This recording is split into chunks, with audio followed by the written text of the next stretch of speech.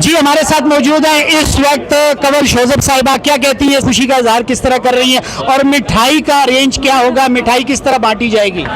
انشاءاللہ جی عوام میں اپنے غریب لوگوں میں بانٹیں گے. شکر الحمدللہ کہ جس پی ٹی آئی کا نام یہ مٹانے کی کوشش کر رہے تھے، جس پی ٹی آئی کو سازشیں کر کے انہوں نے الیکشن سے باہر کیا، آج وہ پی ٹی آئی بڑی عزت کے ساتھ واپس سرخرو ہو کے، اور اس کی مظلومیت بھی ریکارڈ ہوئی ہے تو سپریم کورٹ کے 13 ممبرز بینچ کے سامنے وہ واپس آئی ہے. اور مجھے اللہ نے اس طرح سرخرو کیا ہے کہ میری پٹیشن بطور پی ٹی آئی جو ہے وہ گئی ہے، اور وہ سپریم کورٹ کی پہلی پٹیشن تھی جو پی ٹی آئی کی طرف سے گئی ہے. اور اللہ نے اسی پٹیشن پہ جو اتنی میرے پہ مہربانی کی ہے کہ میرے لیے یہ بہت بڑا اعزاز ہے کہ میں پی ٹی آئی تھی اور پی ٹی آئی ہی رہی، اور اللہ نے مہربانی کی ہے کہ یہ وہ کیس تھا جو میری پارٹی کا کیس تھا، یہ میرے لیڈر کی امانت تھی، اس کو مال غنیمت بنا کے بانٹا گیا ناجائز طریقے سے.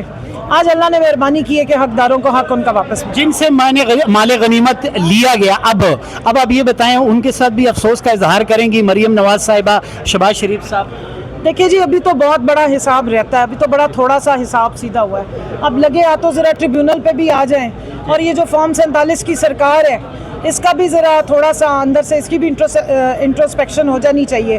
الیکشن کمیشن تو اسٹیبلش ہو گیا کہ اس نے فری اینڈ فیئر الیکشن بھی نہیں کرائے، اور دوسرا یہ ہے کہ انہوں نے آرٹیکل 17 کی بھی وائلیشن کی، اور اس 13 جنوری کا جو فیصلہ تھا اس کی غلط انٹرپریٹیشن کی. تو میں تو ایکسپیکٹ کری تھی کہ سارا معاملات 13 جنوری کے پاس واپس جائیں گے اور 13 جنوری سے ہم آگے چلیں گے.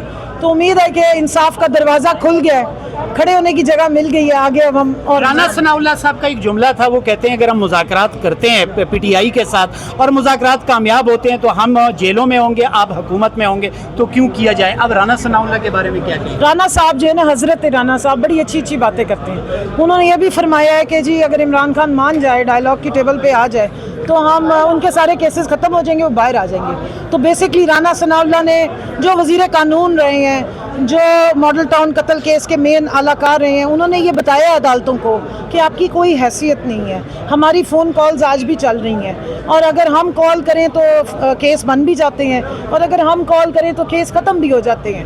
سو میرا یہ خیال ہے کہ عدالتوں کو اپنا وقار، اپنا جو آزادی ہے اس کو ری انسٹیٹ کرنے کی ضرورت ہے. یہ پہلا ہوا کا خوشائن ٹھنڈا جھونکا آیا ہے، آگے بھی آئیں گے. اور عمران خان تو ہمیشہ آئین اور قانون کے ساتھ کھڑا رہا ہے، انصاف کی تحریک کا بانی ہے، اور آج تک اسی آئین کی حدود و قیود کی پابندی کرتے ہوئے وہ اپنے کیس لڑ رہا ہے. تمام جعلی کیسز سے وہ باعزت بری ہوا ہے. اندر بند رکھنے کی منشا ان ظالموں کی ہے، اور ڈائیلاگ ظالموں سے نہیں ہوتے. میڈم، ٹھنڈی ہوا کا جھونکا آپ نے کہا آپ کو آج پہلا ملا، لیکن اس کے ساتھ ساتھ مخالفین کی جانب سے گرم ہواؤں کے اے سی کھول دیے گئے. اے سی نہیں، کیا کہیں گے اس کو، ہیٹر کھول دیے گئے ہیں، کیا کہیں گے آپ؟ دیکھیں جی، وہ کہہ رہے ہیں